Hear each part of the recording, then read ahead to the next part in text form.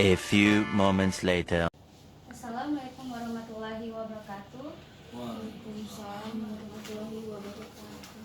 Kami mahasiswi dari Universitas Indraprasta PGRI ingin mewawancarai Pak Ikhwan selaku guru BK mengenai perkembangan sosial, moral, dan keagamaan. Ya, di sini saya ingin bertanya, menurut pengalaman Bapak, bagaimana remaja biasanya menghadapi tantangan dalam berinteraksi sosial dengan teman sebaya? Oke, terima kasih teman-teman mahasiswa. Untuk pertanyaan pertama ini, bagaimana menghadapi tantangan dalam berinteraksi sosial dengan teman sebaya? Biasanya remaja yang pertama akan memilih teman-teman yang sefrekuensi dengan mereka. Gitu. Pun ditambah mereka akan mencari teman-teman yang nyaman, entah dari omongan atau bercandaan dan lain-lainnya. Itu makanya mereka sering suka nggak cocok sama si A, nggak cocok sama si B atau kelompok A, kelompok B. Makanya kebanyakan tantangannya ya seperti itu, gitu loh. Tidak apa ya, tidak yang gimana sih. Ya, mereka hanya mencari yang sefrekuensi, yang merasa dia nyaman, merasa oh nggak ada tuh yang gue lempar jokes gini lu baper dan lain-lainnya seperti itu. Pertanyaan kedua, apakah media sosial memiliki pengaruh besar terhadap hubungan sosial remaja? Jika iya, bagaimana cara mengarahkan mereka agar tetap positif dalam menggunakannya? Apakah media sosial memiliki pengaruh besar terhadap hubungan sosial remaja? Jika iya, bagaimana cara mengarahkannya? Pengaruh besar banget, apalagi zaman sekarang. Apa-apa media sosial gitu kan. Kenalan sama perempuan aja kebanyakan dari media sosial gitu kan. Cara mengarahkan mereka tetap positif dalam penggunaannya, ya kita mengasih tahu gimana baik buruknya dalam penggunaan media sosial gitu loh. Ya gimana dia men-scroll itu media sosial atau dia mencari dalam media sosialnya itu yang baik-baik gitu kan. Kalau dia mencarinya yang berbau ke arah yang negatif, ya pengaruhnya ya akan seperti itulah gitu loh. Ya ketemu dengan teman-teman yang mabuk-mabukan segala macam gitu loh. Kalau dia bisa menghandle atau menggunakan medsosnya secara baik ke arah yang positif, ya dia akan mendapatkan hubungan sosial dengan yang lainnya ya ke arah positif. Seperti itu.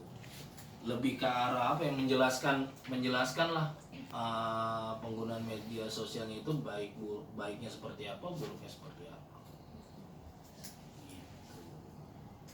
Pertanyaan ketiga, apa saja strategi yang Bapak terapkan untuk meningkatkan keterampilan sosial siswa dalam berbagai konteks seperti kerja kelompok atau kegiatan ekstrakurikuler? Meningkatkan keterampilan sosial siswa dalam berbagai konteks seperti kerja kelompok atau kegiatan ekskul. Nah, kalau kerja kelompok biasanya sih kerjasama dengan guru mapel yang lain untuk lebih lebih sering untuk bikin kelompok, dan yang menentukan adalah guru mapelnya itu. Kalau yang menentukan ketua kelas atau teman-teman atau mereka disuruh bikin sendiri, ya udah kelompoknya ya sama yang itu aja gitu loh. Nggak ada perubahan, nggak ada yang misalnya yang dianggap bodoh sekelompok dengan nama yang pintar, itu kan nggak bakalan terjadi kalau misalnya bukan guru mapelnya yang bikin gitu loh.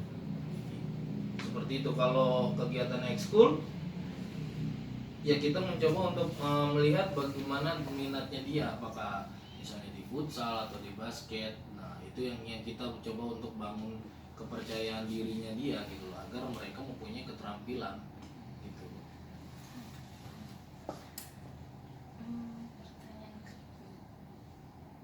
Pertanyaan keempat, menurut Bapak, apakah lingkungan sekolah lebih berpengaruh dibandingkan keluarga dalam pembentukan moral siswa? Kalau dibilang lebih berpengaruh, mungkin 50-50 lah ya jatuhnya ya, antara lingkungan sekolah sama lingkungan keluarga, karena tetap di keluarga itulah pembentukan moral pertama gitu kan. Dari dia sebelum berangkat ke sekolah ya pembentukan moralnya ya ada di rumah gitu loh. Di sekolah itu kan bukan hanya sih ya, maksudnya sebagai pelengkap lah, atau mengaplikasikan dari pesan moral yang sudah disampaikan sama orang tua. Biasanya kan dari orang tua jangan melawan guru, jangan macem-macem, jadi siswa yang baik lah segala macam. Nah ketika di sekolah si anak ini tinggal mengaplikasikannya, bagaimana dia mengaplikasikannya, benar apa enggak gitu kan.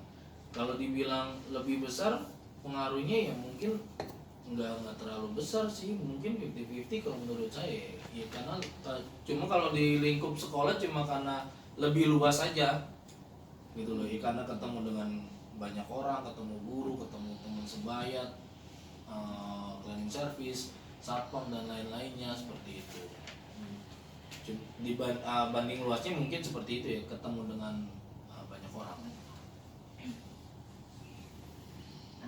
Pertanyaan selanjutnya, bagaimana cara Bapak mengidentifikasi siswa yang membutuhkan bimbingan tambahan terkait pengembangan moral mereka?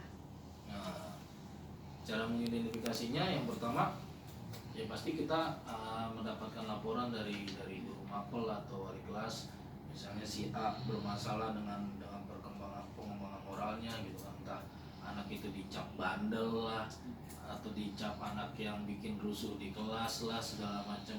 Setelah mendapat laporan itu ya kita panggil anaknya, ya kita pendekatan dulu ke anaknya biar anak itu merasa nyaman sama kita. Dan setelah sudah terasa nyaman anak itu, ya baru kita gali kenapa sampai terjadi seperti itu gitu kan, penyebabnya apa, atau ada masalah dari rumah akhirnya dia mencari perhatian di sekolah dan lain-lain gitu.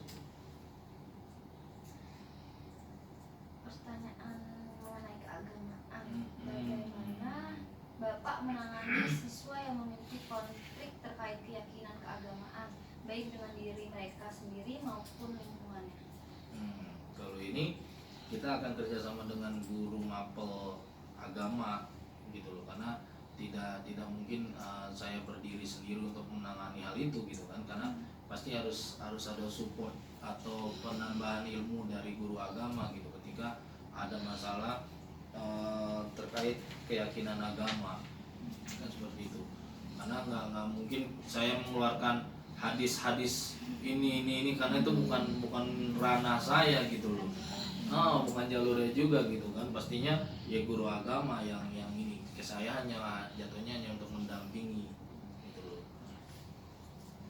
Lalu pertanyaan terakhir, apakah Bapak pernah menghadapi situasi di mana perbedaan latar belakang agama siswa menjadi tantangan?